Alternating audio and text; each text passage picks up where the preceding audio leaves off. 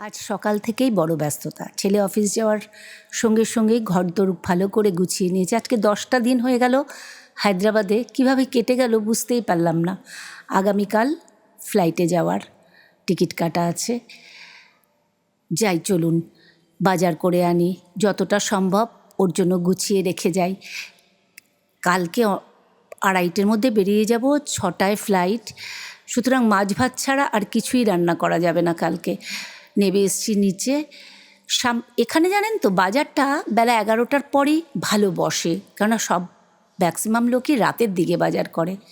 সামনেই একটা বড় চক আছে, আগে গিয়ে 2 কাপ চা খাবো। এই সেই এসকাফে বলে এই যে চায়ের দোকানটা এত ভালো চা করে যে আমরা দুজন এখানকার সকাল সন্ধ্যের খদ্দের হয়ে গেছি। রোজ চা খাওয়াটা একটা রোজ নামচা হয়ে দাঁড়িয়েছে। 12 টাকা করে মিডিয়াম সাইজ চায়ের কাপ, বাড়িতে নিয়ে যাওয়া যায় সেটা 25 টাকা, সঙ্গে করাচি বিস্কুট। এই চকটার দুপাশ ধরেই এখানে বাজারটা বসে। যাই সামনেই আগে মাছের দোকানে যাব। জানেন এই যে থার্মোকলের মধ্যে মাছগুলো দেখছেন, এটা আগে দেখিনি। আগে রুই মাছ অর্ডার করে রুই মাছ কাটতে দিয়ে দিয়েছি, তখন চোখে পড়েছে। কারণ আমাদের ওখানে তো সেই টিনের বড় বড় চৌকো বারকোশের মধ্যে রাখে। চলে এসেছি শাক কিনতে।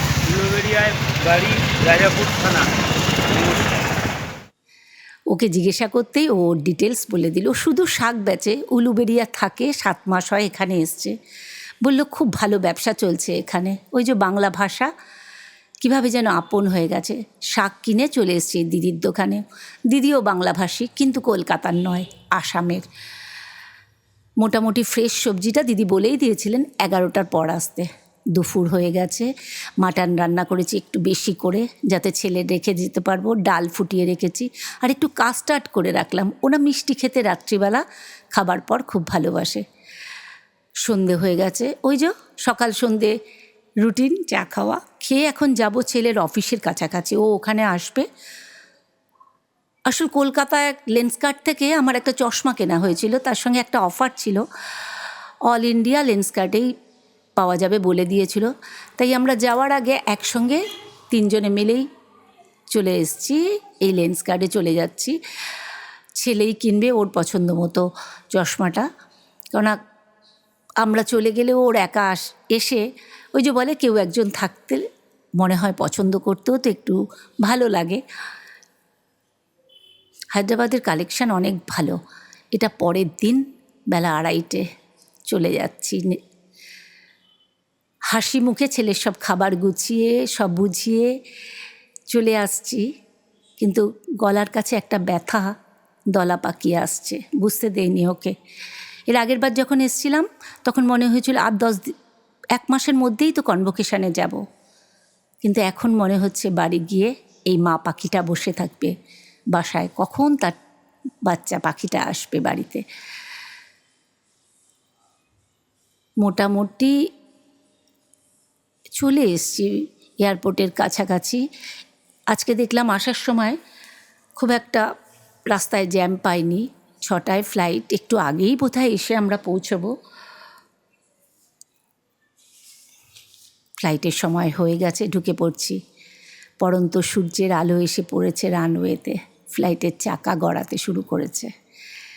ফাইনালি হায়দ্রাবাদ ছাড়ছি। ভুল কথা, পুরোপুরি তো ছাড়তে পারছি না, আমার হৃদয়ের একটা অংশকে যে রেখে যাচ্ছি এখানে।